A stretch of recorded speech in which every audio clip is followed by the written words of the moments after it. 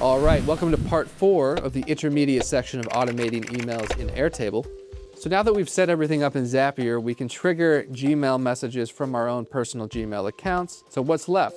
Well, what's left is to create really good looking HTML email templates. So let's take a look at how it works. All right, so now let's have a look at how we can send really good looking HTML emails through Zapier's Gmail integration. In the last tutorial, we kind of looked at how to do kind of basic paragraph tags. We inserted bold, but you can really get much more advanced than that. So in my case, I'm going to go over to Claude. I'm going to say, hey, give me a really nice looking HTML email template to send to my employees. Let's just see what it gives us here. So, Claude is going to just kind of spit back some HTML that we can just copy and paste right into the template. Yeah, look at that. Wow, that's so good. Then I'm going to switch over to the HTML here, and I'm just going to copy that, go right back over to my email templates, and I'm just going to make a new one called HTML test. Subject line is going to be HTML test. And then I'm going to paste that in. And then let's just go ahead and see if it works right now. So let's go ahead and select that template. We're going to send it to Sophia again, who's currently using my email. And then send. So that's sending through Zapier, through the Gmail integration. Go over to Gmail. There it is. Look at that. Very nice. So there's a lot of things that you can do here, right? We can say good morning instead of team. We can find that in the template, and then we can substitute that with first name surrounded by curly brackets, and then it's going to render the recipient's first name. So let's do that real quick. So what I'm going to do is I'm going to go over to the email template. I'm going to expand it, and I'm going to search for that section that says good morning team. Here it is. So good morning. And then here it says team, but instead we're going to delete it and we're going to add first name, surround it by curly brackets. Then we're going to go and test that again so I can just send this one more time.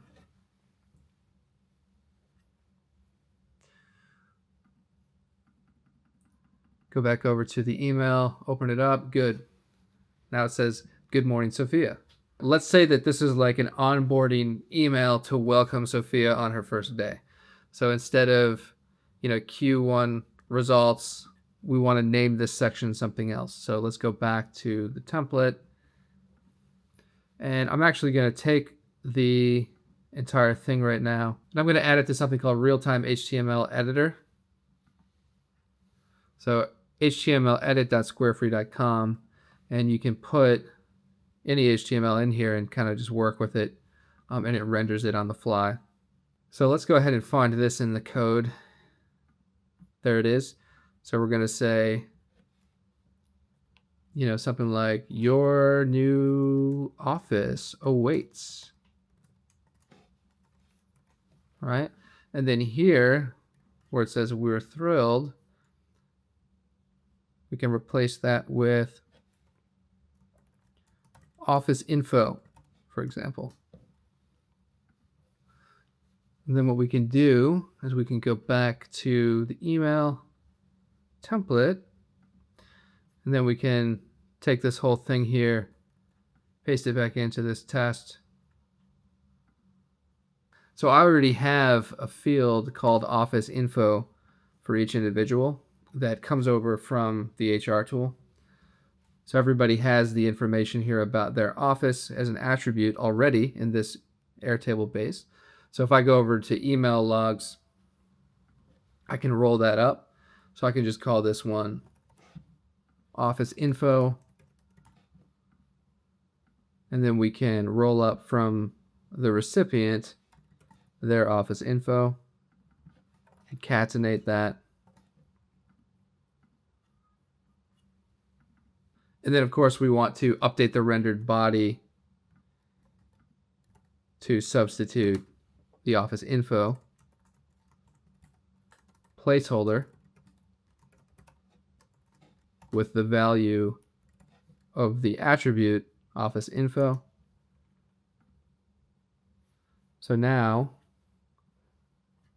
if we rerun the email, so we can just use the same one, send it, go over to Gmail, you'll see that now Sophia has information here about her office that pertains specifically to her.